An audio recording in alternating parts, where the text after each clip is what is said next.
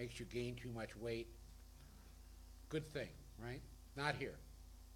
But the commercial, obviously, you know, that came here probably late 1940s, I would suspect, or maybe earlier, I don't know. 1942. Oh, well, that's right, because we came here right on the beaches, that's right, that's right. Set up a stand, selling Coca-Cola. There you go. So these are important. Also humorous. We have to laugh a little bit. We have to think about this as human relationships in all of their frailties, but it's important to think about. I want to end up with just a story. Really, it's an interesting story. I call it Qualifications in Mali. Now, you all know where Mali is. It's not too far from here. There's a little bit of sand in between, but Mali's an interesting country. It's an important country, and this is a story about a project to assist a village in I think probably we'll say central Mali. So man went into, or woman I think it actually was, went in to look at a program that had been set up to assist poor villages in central Mali. I guess it is a he, as I can see from my script. They asked about microcredit, which you know is very popular now and has been for some time. So how come there's no microcredit in the village over here with lots of people, lots of very poor people? And they said, the response was, the village didn't qualify.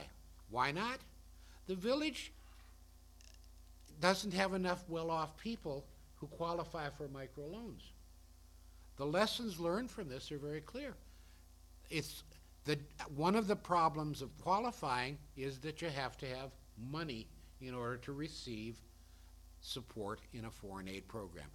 And that has been a major criticism since the early 1950s of a lot of foreign aid. It eventually goes into a middle class, a lower middle class. Very often it does not go very much further below. Doesn't go to the poor village. It may go to the village that's better off economically, or regretfully sometimes it may go to the village that is better off politically, has the political clout to gain access. So images are important, and the Mali village story I think is an important warning about both aspects of foreign aid, its sustainability and its commercial sensitivity. So you asked about the whole process of foreign aid, and I'm going to wrap up in about 3 or 4 slides. So how is the pie split? What I'm going to say here is probably not surprising, but this is a pie chart showing U.S. foreign aid, and 22% of the non-military foreign aid from the United States now approximately goes to support foreign aid programs. That means the other part of it is going to defense stuff. The pie, defense, diplomacy, and development is almost always skewed heavily towards defense. And that's true in just about every part of the world. Yes, please. Does that say 2010? Yeah, I believe so. That's probably different now a little bit, probably not much. That's 9 years ago now. So, yeah. But you can see it. It gives a good sense of what's going on. This is the Defense Department, not the State Department or not the Agency for International Development. So it's interesting that the whole question of what is a pie, the actual foreign assistance budget from the State Department and USAID, you can see it right down there. It's in the red. If you can't read, it's 1%. So we're talking about a system which has been changing rapidly over the last 25 years for reasons that we can talk about but are not entirely surprising. So we're also dealing with we're summarizing now to a certain extent, we're dealing with a situation in which a lot of relationships are defined either in terms of written contracts, exchange relationships defined, or grants of some kinds provided for specific activities, including things such as cooperative agreements, which involve universities and international universities and other programs. But the pictures on the bottom just give you an idea of different kinds of organizations that get involved in this process, including the nonprofits.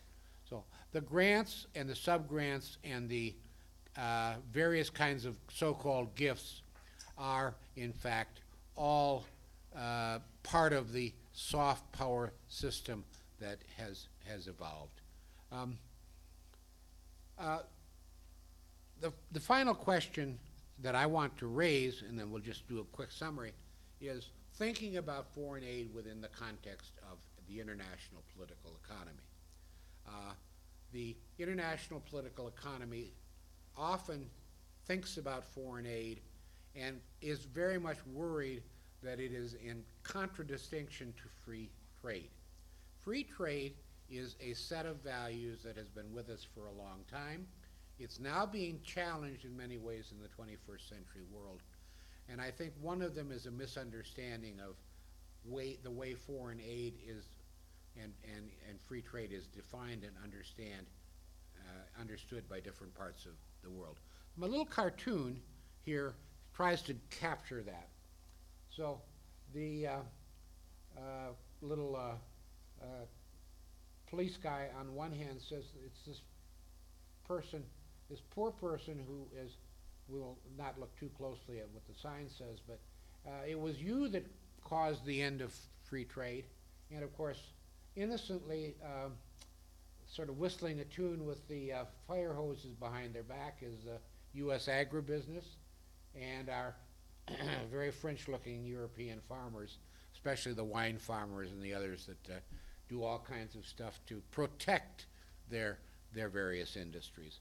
So the final concern for foreign aid is it destructive of an international free trade business which is fair to producers all over the world? So we stop, we look again here. We talk, oops, I think I went the wrong way. Yeah, I did. The final issue is the issue we started with.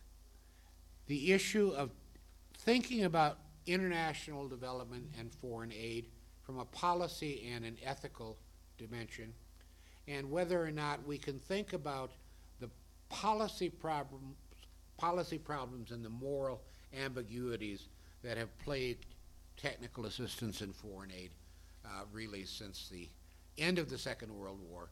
But if we really think about it, a lot of this goes back to Machiavelli and to the various reasons why exchanges are made between one country, one region, one alliance, and another.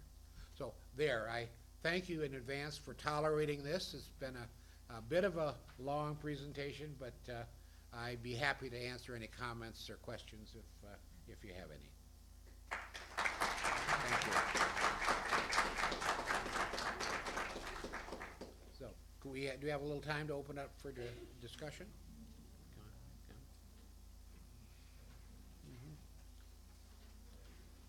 Yeah, please. I have a question. What advice would you have? Many of our students, well, just a few, go on to careers Yes. in the aid business. In the aid business, absolutely. Here in Morocco or abroad. Yeah. And they're just starting out. Okay, so what advice would you have to early career professionals entering that sector? Okay. I think that two things. One, try to get a variety of experiences if you can to see what you're comfortable with, because you may want to work in the government sector of a recipient country or work in the international organization sectors in the IMF, World Bank. You may want to work in the nonprofit sector, in sectors that support certain kinds of activities. Secondly, I think I would probably want them to think about their personal values and their personal concerns at the same time as they do this. I'm not suggesting we're talking about something that's quite akin to smuggling narcotics or anything like that, but But I do think this is not for everyone. And quite frankly, like much of public administration more generally, some of it is more interesting, some of it may be more effective, and there's a lot of it that is perhaps not so interesting. Most of the administrators of aid in both sides, and I talk about them as recipients and donors, are now pushing paper, quite frankly, keeping accounts, and they're making decisions that are not policy, not even ethically related to the broader question of sustainability. So at the same time, I do believe there is a role, but I'm not a dead aid person. Dead aid is a series of theories that suggests aid should be shut down, close shop, let people go about their business. I do think there are certain sectors that are more amenable to aid from an economic development perspective, not from an economic growth perspective. The health sector is important. Around the world, it's important. The human security sector is important, particularly in areas of the world where there is either massive disaster or massive military conflict or its consequences. Those are hard sectors to work in. I think they can be rewarding. But I would also think about the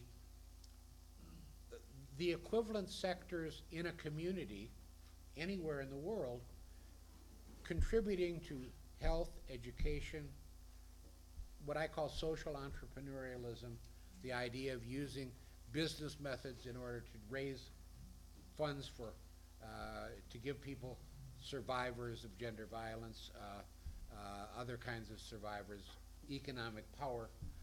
These are areas where I think you could look at and probably think about what the long-term consequences are.